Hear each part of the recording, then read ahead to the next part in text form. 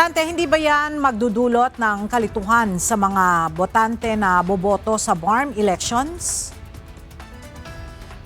Magandang tanghali, Ella. Ayon sa Commission on Elections, mayroon na silang nakalatag na mga plano na kanilang inaasahang isasagawa para hindi malilito yung ating mga kababayang botante dyan sa Bangsamoro. Ibig sabihin, magkakaroon ng massive voter education ang komisyon bago ang nakatakdang halalan. Isang linggo matapos na ipagpaliban ang pag-iimprenta ng mga balota para sa Bangsamoro Parliamentary Elections, opisyal nang sinimula ng Commission on Elections o COMELEC sa pamamagitan ng National Printing Office ang ballot printing ngayong araw.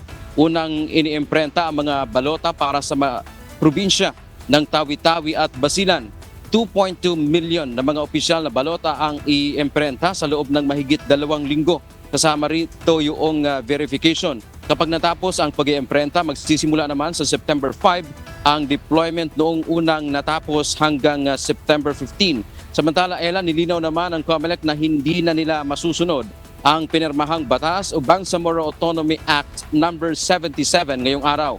Kaugnay ito ng redistricting para maibahagi ang 7 district parliamentary seats mula sa Sulu. Paliwanag ng komisyon, push to the wall o wala na silang panahon para baguhin ang mukha ng balota at gayon din ng reconfiguration ng sistema ng eleksyon. Kailangan pa ng implementing rules and regulations o IRR ng batas at matagal din itong gagawin. Susulat ang COMELEC sa Pangulo, Kongreso at maging sa Supreme Court kaugnay ng kanilang posisyon sa issue.